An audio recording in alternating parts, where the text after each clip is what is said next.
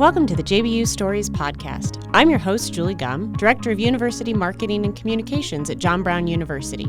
I'm also an alum and a current parent, so I get to see JBU from all sides. The heart of JBU is really our people, our students, alumni, faculty, and staff. The JBU Stories podcast is where we get to introduce you to these amazing people and hear their stories.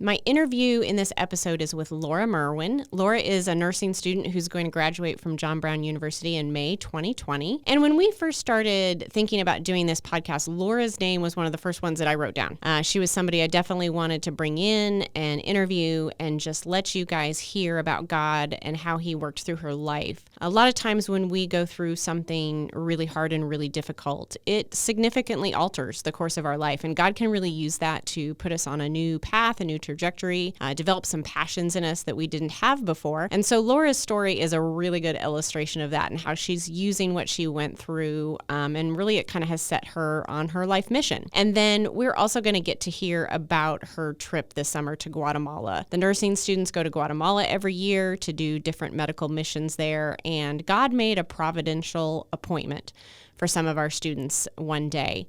They did a lot of great stuff while they were there, but there was one day and one particular family that they went to go visit, and you're not going to want to miss that part of the story, so stick around because that's toward the end of the episode. But I hope my interview with Laura is just really encouraging to you and that you learn something through her story.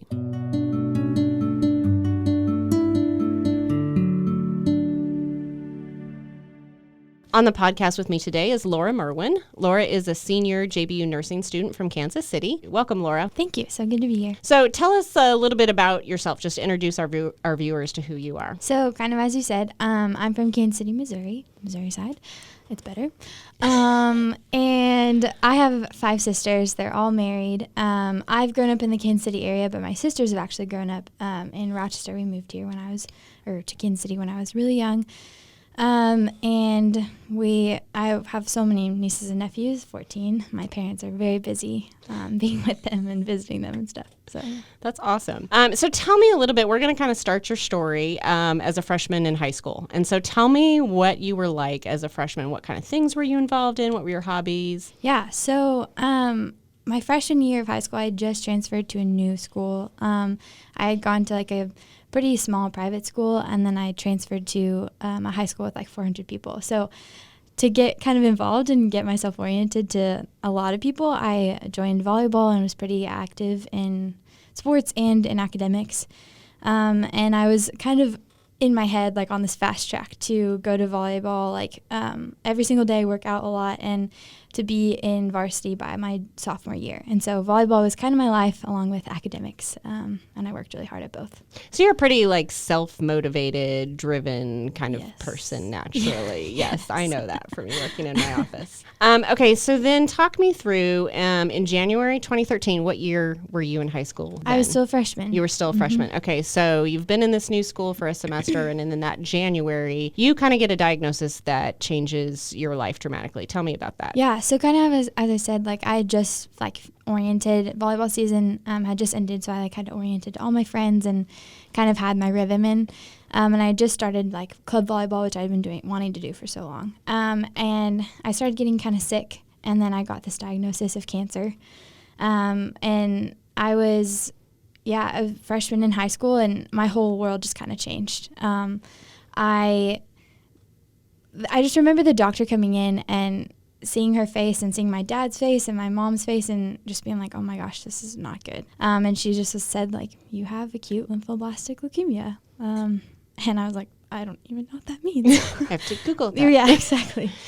Yeah. So what in the immediate kind of news, where was your brain going? What were you thinking? What were your concerns? I think I didn't realize how much my life was going to change when I first got the diagnosis. I remember kind of originally, I told my dad quite soon after she said those words of just I don't want to be angry with the Lord. Because I kind of feel a lot of people get a diagnosis like that and immediately are God. Yeah. And so I didn't want to respond that way. And so that actually set me up for a lot of success throughout my walk. Definitely were angry moments, but I think that was my first initial response. And then as I started telling friends and telling family, my like perception was like, oh, wow, nothing's going to be the same anymore. So yeah. Okay, so talk to me about what was that like? What was your treatment like? How did that affect just high school, everyday life? Yeah, so that like next day after I'd been diagnosed, January 29th, I started the procedures and things to get me going for cancer or for chemotherapy. And so that first week I was in the hospital and I just kind of missed school. And then once I got out of the hospital, I was pretty weak. I'd lost a lot of like muscle and just volleyball stamina and all that stuff. So I remember going to my volleyball team and kind of telling them and trying to like even just kind of run a drill with them, and I couldn't. Yeah. And then that kind of set the trajectory to like mainly just focusing on cancer and chemotherapy and getting better. So we moved through lots of chemotherapy treatments, and we did some alternative medicine, some vitamin C and just different things in tandem with the chemotherapy. And it was predicted that I would be in remission, which is like having the lowest amount of cancer in your body to kind of remain healthy as a cancer patient. It was predicted that I would reach that moment 28 days from my first treatment. Wow, okay. That didn't happen. Yes. Yes. Yeah. So I got tested, and then they got the results back, and they're like, okay, interesting, this is not working. So what were your feelings at that point then? Because you probably had kind of said that like, oh, okay, I can do that. That's a month. I mean, it doesn't mean you're back to 100% at the end of the month, but I can do a month of something really hard. Oh, yeah. Now they're saying, oh, wait, there's more. Like, what did that do to your attitude? Yeah, well, I was actually like, remission was like, okay, remission, kind of what you said, like, I can do that, easy peasy. And then I was kind of scheduled to do like maintenance treatment for the next 2 years. Mm-hmm. And so that kind of fell out of my ear. It was like I chose not to hear the doctor on that one until later when my dad was like, hey, you're supposed to do this for 2 years. And I was like, oh, funny, interesting. But when I didn't reach remission, it was like, okay, setback, let's move forward. Like what's next kind of was the idea. Okay. And so we did another kind of harsher treatment, still just chemotherapy, like IV solution stuff, and another 28 days of like, okay, we're going to let this sit. We're going to like let it do whatever it needs to do in your body. Kill all the bad cells. Yes, exactly, essentially. And then we'll test you again in 28 days. Ish. And so again, 28 days tested, like, okay, this is it, moving on. And then we get the results, and again, not remission. And so that was the moment that I think I was like, okay, Lord, what are you doing? I don't understand. Describe kind of your family and your parents and how they reacted and helped you through the situation. Your siblings, were any of your sisters still living at home during this time? Yeah. So I have to think, at this point, there were 2 sisters living in Kansas City. Okay. 3 of them were living elsewhere. Okay. Actually, no, sorry. 3 were living in Kansas City. 3 were living elsewhere. Okay. Yes. And they kind of originally, they all kind of came in together. I remember I was kind of like tied up in the bed, like asleep. And I just woke up to all my sisters, either on FaceTime or in the room physically, just talking about like what was going to happen, like what were the treatment options, what were we going to do when I was first diagnosed in January, and just being like, oh my Lord, thank you so much for this. That's kind of how it like happened. It worked throughout the entirety of my treatment. Having that whole family support you. Yeah. That's awesome. Okay. So now we've gone through two rounds and not success. Yes. Where you kind of had to go, you guys kind of had to take it to a whole nother level. Yes. Talk about that. Yes. So we had another round of that disappointment with like trying new chemotherapy. And so 3 rounds total. Yes. Okay. Lots of discouragement at that point. And so they kind of came into this idea of like, okay, we're going to do a really harsh one. You're going to be in the hospital, and that should put you in remission. So that actually worked. Okay. Which is a huge blessing. And at this point, it was June. Okay. So pretty much your entire spring semester of your freshman year. Yes. And I was out of school for this time doing like tutoring through my school. It's called like Homebound is what it was called. And the teachers would just send work and trying to keep you going and not too far behind. Yes. Yeah. Okay. And so at this point it was summer, so I didn't really have to worry about it, which was actually perfect. And they gave me a rest for about the month of July, essentially. And they said during that time, like, hey, because the cancer was so hard to get rid of, like, we're recommending a bone marrow transplant. Okay. Which is a pretty intense procedure. Yes. Yeah. And so your sister Johanna actually ended up being your bone marrow transplant donor. And so talk about, like, what was the recovery like from that? What was that process? Pretty extensive. I had to essentially to go through the whole transplant process. Any transplant, you're trying to like kill and kind of disable the organ or whatever it is. And so that's kind of what they did. So I went through 3 days of chemotherapy radiation twice a day. And then was admitted to the hospital in the beginning of August and went through 3-4 days of really intense chemotherapy to essentially kill off my bone marrow, my blood. Right. Because you have 3 factories in your bone marrow, not to get all nursing, but nursing student, yeah. You have 3 factories, your platelets and your white blood cells and your red blood cells. And you have these cells called stem cells that essentially can differentiate and produce these different blood cells, whatever your body needs. Right. And to kill all of it off, they had to give me these intense radiation and chemotherapy drugs so that we could transplant with like good cells that would not only make the white blood cells that I needed, which is where the cancer was, but also the rest of them. Right. So that was a pretty extensive process then, and then the recovery was even harder, I guess I would say. Okay.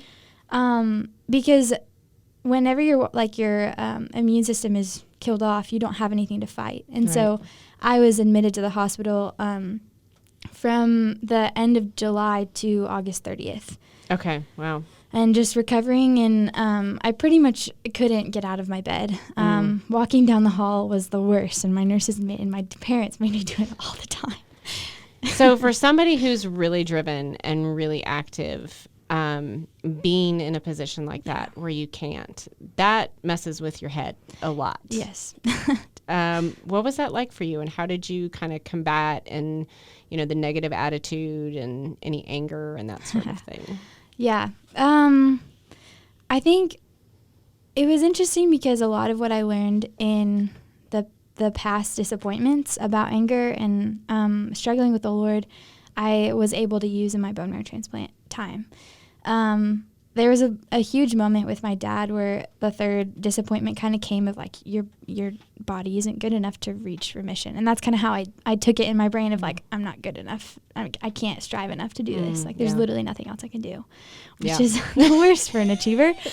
And so I just remember sitting with the Lord and with my father and just being like, God, like if this is like, if you're going to take me, like take me now because there's nothing else to do. Like literally can't do anything. And then just kind of like reaching that rock bottom place and moving forward. I'm just like, okay, Lord, hands open. Like, I don't know what else to do. Your will be done kind of stuff. And so, with bone marrow transplant, that's essentially what happened too, of like, I can't get up out of my bed by myself. Like I have to hold on to my IV pole or my parents or a walker and a lot of other side effects that just kind of left me pretty, depleted, like physically and emotionally. So honestly, there's a lot of bone marrow transplant. I think I've kind of blocked out a little bit emotionally, but it was a pretty desolate place. But also I think the Lord, through my parents and family, really, really met me there. Yeah. We do tend to do that a lot of times in some of our hardest situations. We block out some. It's kind of the brain's way of protecting us a little bit, I think, sometimes. So that's good. Okay, so... so this whole experience, so you you are into remission, probably takes you a while to kind of build back up your strength. Yes. Like when did you start being able to play volleyball again or any of that? Did you play volleyball again? Yes. So dreams of being varsity in sophomore year was kind of destroyed. Yeah. But I kind of took that whole entire year to really recuperate, I guess you could say. So I kind of went from completely bedridden to then rising up to being able to walk. Right. I remember going back to my old school and seeing somebody I hadn't seen in a long time and trying to run to them, and like I like tripped over my feet because like my muscles weren't strong enough to run. It's the weirdest feeling ever. So that's I kind of went from like toddler baby muscles and immune system to fully capable. So no, didn't fully play volleyball with a team again, but started playing other sports, soccer with like my friends and just random stuff. It kind of took a little bit to build my confidence back up too, with just sports and kind of who I used to be. Because I had lived this whole entire different life of cancer, and none of my high school friends really some of them visited and lived it with me a little bit, but right. I like kind of had to re-enter into this like culture shock of 400 students in my class and halls with people, and I don't know. Well, and I imagine it changes your perspective on the importance of different things, and not to knock what are anybody else's priorities, but if you haven't lived through those experiences, it's hard to identify a lot. So yes. Did you feel kind of lonely at times, having only be the only person over here that's doing this, has done this thing? Well, I think even like as much of an achiever I am, I also enjoy being behind the scenes, and so being the cancer girl that came back was actually really difficult for me. Oh, okay, yeah. I had really short hair and just things that you don't think about as a non-cancer patient. People would stare at me because they thought I was either a guy or weird. Why do you have no hair? Just random stuff. And by the time I got back to school, I had like a little fro, which is kind of fun. Yeah. But also like no girl in high school as a junior has a fro. Would have chosen that hairstyle. Right. So I think it was cool because the Lord kind of came alongside and was like, hey, I'm your confidence, not what people think of you. Even like coming into college, it kind of took a lot for me to like, okay, who am I? What does this look like? Because I wore the kind of like the cancer identity for a while, and like because sports wasn't a thing anymore, it was like the whole academic stuff. And then when I came into college, that just kind of changed too. So what was your identity when you came into college? Well, I tried the academic thing for a little while, and then nursing school happened. I was gonna say, I think a lot of times, no matter how motivated you are and how well you do in academics in high school, coming into college, it's a whole, it's a little eye-opening and a little humbling. I remember that myself as a student being like, oh, I'm going to have to work for those grades a little harder than I did. Yeah. Freshman year wasn't terrible, but like junior year or sophomore year too, some of the nursing classes and just like preparing was like, oh, this is what it's like. This is intense. Okay, so let's back up a little bit. Yes. So this experience kind of helped drive your goals for your future. Yes. Talk about that a little bit, because that's kind of what led you to where you are today. Yes. So before cancer, I wanted to be an FBI agent. Oh, fun. I don't think I knew that. It was kind of this like, this need to like, I have to help people, and I love helping people, and I want to help people. So law enforcement. Sure. So that's kind of where like my head was of like, I want to do something like for lots of people who don't have, like they're not in a justice situation, and to like bring justice to the world. So that was like my idea. During cancer, my nurse was like, you should be a nurse. And I was like, no, I'm never coming back here. And then kind of after I stayed in the hospital in June, trying to get in remission, my nurses became my best friends, and they completely changed my perspective of like what it looks like to actually be a nurse. Because I think in TV shows and like non-medical knowledge, nurses are the ones that treat you and stick you with needles and can be rude, can be awesome, whatever. Right, yeah. But my nurses were like legitimately my best friends. Like I would go and sit at the nurses station and just talk to them, and they'd be like, okay, I actually have to do work. okay, sorry. Or like they'd come in my room, and my parents, we knew all of them by name because I was there for like 20 days. And so I just got to know them because either I could watch TV or go talk to my nurses. And so they changed my perspective, and it kind of took me a minute to be like, okay, fine, I'm going to be a nurse. So like I thought it in my head, and then they're like, so? And I was like, oh, I guess I'll be a nurse. So slightly stubborn, whatever. Yeah. And then kind of that's what I pursued in high school. I got to do like a career half day school, half day like what is it like to be a nurse? Stuff. So I started that whole process and then came to JBU really wanting to be a nurse. Right. So at JBU, you kind of enter and you do like 2 years of pre-nursing, sort of some core curriculum stuff, and then you have to apply to get into the nursing program, which is your junior and senior year. And it's pretty rigorous. Yes. Like, it's pretty intense. Talk a little bit about how you handle that intensity kind of what you've learned as far as relying on God to get you through. Yes. So kind of before, I guess, it just makes it so much better if I tell you before. Like, I was this, like, idealistic. I'm even kind of looking back at some of the sophomores and being like, oh, I remember being you. We talk about this all the time in nursing school. But it's just, I was so ready. Mm-hmm. And then I got to junior year, and it kind of hit me hard of, like, 4 pretty intense classes in nursing school and clinicals. And so you're learning how to, like, talk to patients mm-hmm. and do vital signs, but also know all of these things that, like, okay, you have COPD, so how do I take care of you, but also, like, not make sure you're not dying, but take your vital signs and also therapeutically talk to you all at the same time.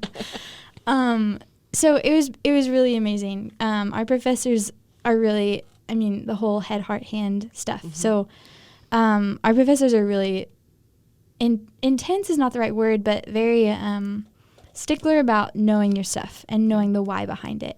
Because literally people's lives are in your hand. I mean, yeah. you can't say that about every other academic program at JBU. No. So I love that they're a stickler about those things. Yes. So know your stuff. Yes. And it's not just like memorize. They say this all the time is like, don't just memorize it because it's not actually going to help you when you get into the moment. Like, your mind's going to go blank and you're going to be like, what's step A? Step 1?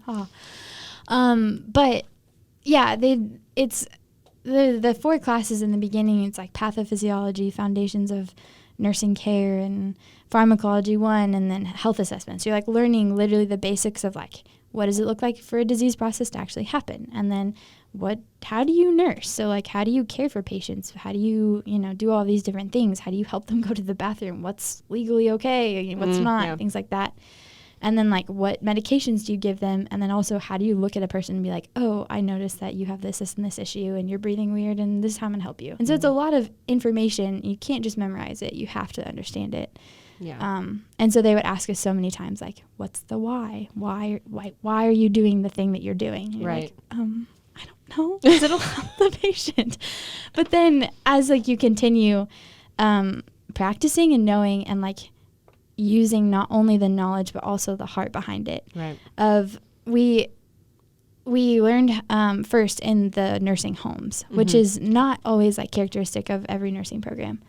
And while there's some moments where I'm like, I hate the nursing home, quite honestly, like, it was the best thing that I've ever done as a nursing student, because I learned how to care for people on an emotional level and also, like, kind of help the least of these as the Lord would. Mm-hmm. And that's the whole point of JBU. And our mission is, like, right. to help people in head, heart, hand, but also, like, to be the hands and feet of the Lord. Yeah.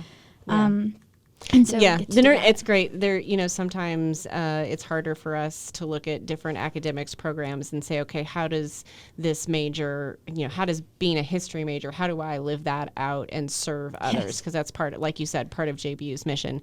But I mean, nursing, that's literally what you're doing every day.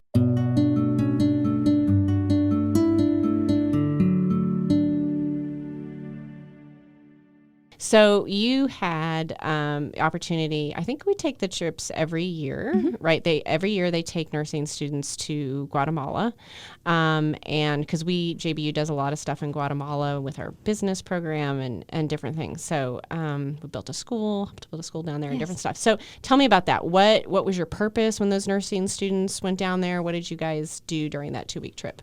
Yeah, so we just finished our summer semester, and so. The part of the summer semester is to get a bunch of clinical hours and to learn through the whole hand aspect.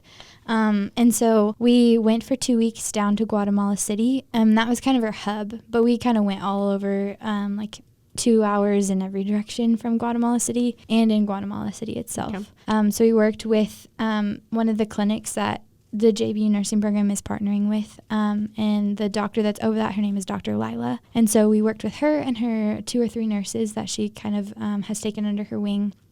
And those people live in the slums that are right outside of the clinic.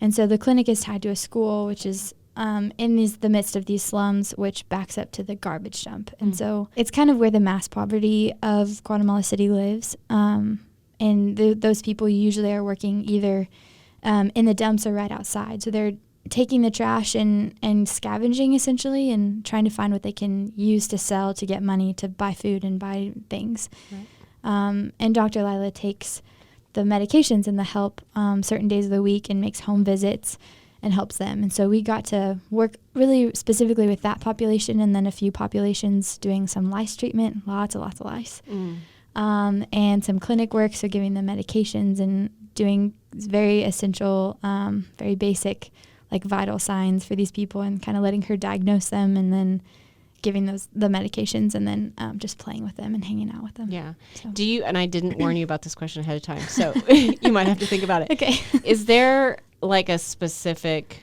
story, a specific patient or something that happened, like this, like a one experience that will always stick with you? Yes. You want to share that with us? Yes. There's a few, but I can share one or two maybe. There's one that for me kind of brought back my passion because I think nursing school has been so great. Mm-hmm. There's a lot of stress and a lot of intensity. And so what I've learned a lot in cancer has also helped me here. But I think I'd kind of lost my passion in the midst of like, I need to know this like mass amounts of knowledge and stress. And oh my Lord, like how are you going to work this out? And so my prayer into Guatemala was like, okay, Lord, help me find my passion, like the why behind me doing nursing. And we were touring one of the public hospitals there. And there was this woman that had come in, and we were touring the emergency department, and we couldn't actually really do anything. We were just kind of watching and looking and seeing like, whoa, how is this different from the United States healthcare system? And this woman was just kind of sitting in this like triage place where all the patients come, and she was just like crying and just mouthing, like you could tell that she was like very in tune with like the Lord and was like, okay, like she needed help in that moment. And my heart was like, oh, I want to go help her like so badly. Like I want to just go tell her it'll be okay. Like they're going to fix it. Mm-hmm. But then in that moment, like the Lord just kind of came and was like, this is why you're doing nursing, like to help the least of these, to help the people who need help. And that was kind of at the beginning. And I was like, okay, Lord, like here I am, like, let's do this. And that's a moment of like, okay, this is why I'm doing nursing. Another moment where we got to use like our actual skills, which was so cool, was we went on a home visit. Dr. Lila couldn't actually come because she was running the clinic. And so we went two separate ways. Our professor, Dr. McLeod, went with the other group. And then we, 3 nursing students and then 2 non-nursing, or 2B nurses came with us, and Dr. Walenchuk came with us as well. And so Dr. Walenchuk, for people who don't know, is one of our business professors who has been at JBU for forever and has really driven a lot of the stuff that we do in Guatemala. So he spends a ton of time down in Guatemala every year. So, okay, Go ahead. And so it was funny because we were walking, and I was kind of like, oh my Lord, like we're going to have to like actually do this. Like we're going to assess people and tell them like what to do. Like I've never done this by myself. Like I've always had a professor, like kind of in my brain, like working myself up. And we get to like the first home, and I'm like, okay, we can do this. We like walk in and we like assess and talk, and it worked out really well. And so by this like third and fourth house, I was like, okay, I got this. A little more confident. Yes. Yeah. Okay. And so we walk into this home. It's our last house, and it's this mom who's sitting on her chair. And it's like all of these houses are just tin, and the doors are like a curtain that's across. And so pretty poverty-stricken place. The ground is like either cement or just dirt. And so we walk in, and we see this mom, and we're like, okay, who's the patient? And she's like, I am. And I was like, okay, great. So this is all through translation. And so there's 3 nurses, me, and then 2 of my fellow students. And so we kind of walk in, and we're like, what's going on? Like, she's like, well, I just had a baby 3 days ago. And we're like, oh, great. And we like are like, so where's your baby? And she's like, oh, she's right there. And it's like this like mass of just blankets. That's like, we didn't even know that it was the baby. It's just like piles and piles of like fleece blankets. And we're like, oh, wow. Okay, can we look at your baby? And it's like, you have to like understand it's like 90 degrees outside, 90% humidity. Right. Pretty hot. There's no windows in the home, so it's really hot in the home. And essentially what had happened was the mom had a breastfeeding complication, and so wasn't able to breastfeed the baby very well, but didn't have money for formula or anything like that.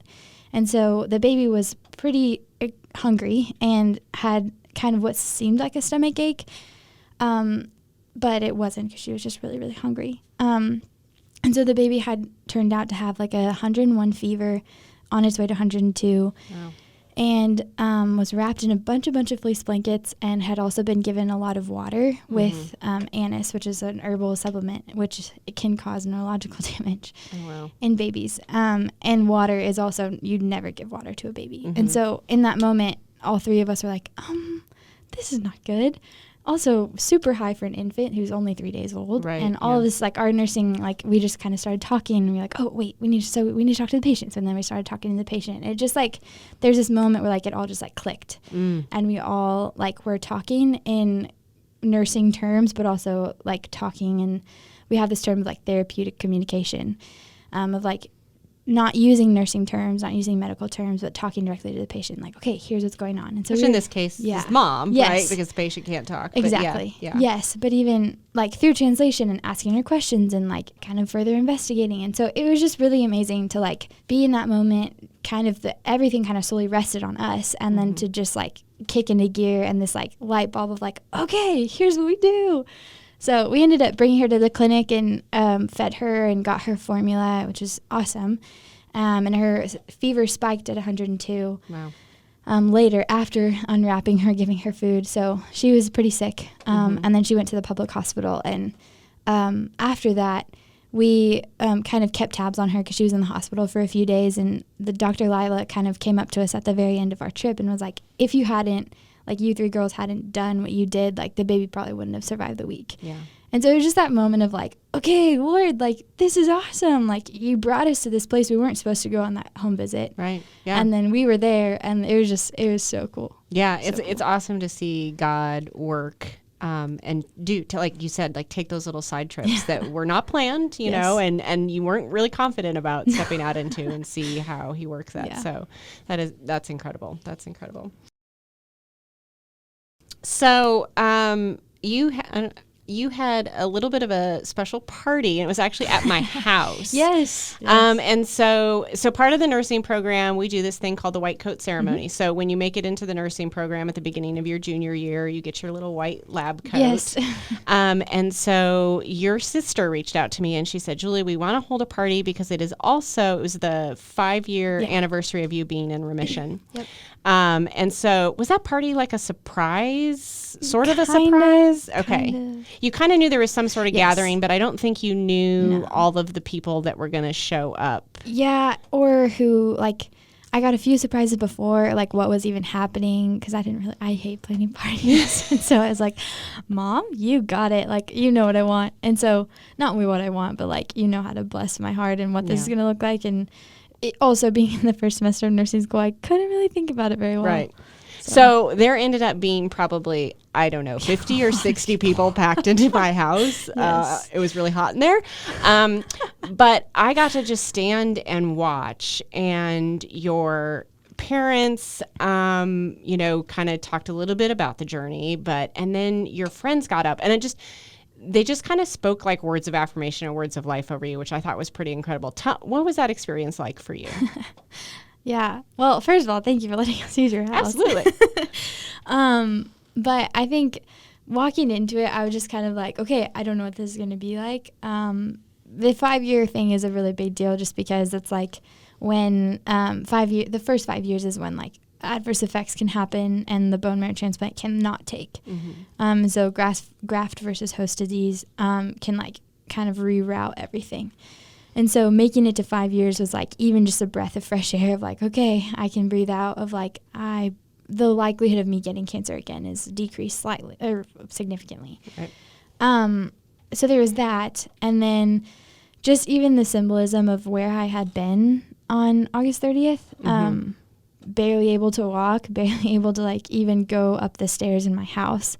And just being pretty weak, had to be like carried up our 15 stairs in our home to go to my bedroom. And now being in nursing school, this place that like I had dreamt of, and then to have all my college and some of my high school friends there, it was just like, it was so surreal and crazy, because I think it had this like dichotomy of like my family knew my whole history, and my best friend was there from babyhood, I guess you could say. Mm-hmm. And then all my college friends are all there who like know me in these like 3 years, but also have no idea what cancer was like. Right. They don't know you as Cancer Girl, which you kind of talked about before. Yeah. You kind of got to leave that identity Yeah. behind when you came to JBU a little bit. Yes. Which kind of freaked me out a little. I was going to say, were you kind of I'm backtracking, but You're good. I'm curious. Like when you came to JBU, did you purposely like not include that part of your history in the whole like, hey, tell me about yourself kind of story for a while? Yes and no. The close people, like one of my friends, Laura Gutierrez, we like hit it off right the first day and we're just like, okay, life stories, let's do this. And that's kind of where I was like, okay, this is it. This is my life. Which the Lord had crazy connections there. But a lot of people, it was kind of this like, okay, if we're going to like be compatible and be better friends, and yeah, I'll tell you. And not like this, like I need to like keep my story, but right. I don't know. It just was more sensitive information. Yeah. But I think it was really weird to not have the like cancer identity and like, I don't know, again, like back home, I'm Cancer Girl, and not like Cancer Girl, but just like you survived that and people know, and it's not like this like, oh, wait, what? And so to tell people, it's like, I don't know how to do this. Well, it is kind of, how do you work that into conversation, right? Yeah. It's like, by the way, I had cancer, no big deal. Yeah. So go back. So back Yes. to the party. What did that just kind of do for you from an encouragement standpoint, and this, because you were just starting kind of the nursing journey? Yeah. Oh man, I don't know if there are words to describe. I think it was a really good launching point. A good again, foundation of like, this is why you're here. This is, why you're doing nursing, and besides the like familial connections to JBU, like this is why you chose JBU. Mm-hmm. And so being there, I think, put me on a really good trajectory for like, okay, Lord, like this is you and me again. And even just like the words of encouragement, I am realizing more and more how much of an affirmation person I am. Yeah. And so to have that was, I don't know, so surreal. And to even just like, my parents made those picture boards. Yeah. Mm-hmm. And even to look at that, but show my friends was like, oh, wait, this is so weird. Yeah, pictures of you in the hospital yes. and all of that. I'm just like, wait, sorry, I'm bald in that picture. That's kind of strange. Like, I forget that's like, it's so normal to me. But, to show other people, it was like, oh my word, like this is a whole another side of me that I'm really excited for you guys to know. It was cool for just listening to some of I think it was mostly the college students talk about how they see you so perfectly well suited for this career and for what God has done in your life, and how they basically just are like, you're going to be an awesome nurse. So talk a little bit about like you had as like a specific field of nursing that you want to go into, which makes total sense. Yes. So when I said I didn't want to go back to the hospital at the exact place, actually I would love to go back to Children's Mercy and work there at some point. I think Guatemala also opened my eyes more to missions nursing and the like focus of caring for people. So I think in an idealistic dream world, I would love to work at Children's Mercy and then kind of do halfsies of like missions nursing there and Children's Mercy. But working back on the oncology floor would be like the ideal place that I would end up. How I'm going to get there, I don't know, but it'll be so good. Well, God has led you on a good path so far. So it's exciting. I think you're going to be amazing. Amazing as a nurse and amazing with those other kids. And how awesome that you will be able to, not just be an excellent nurse, but be able to say like, hey, I've been where you were, like you're going to understand it on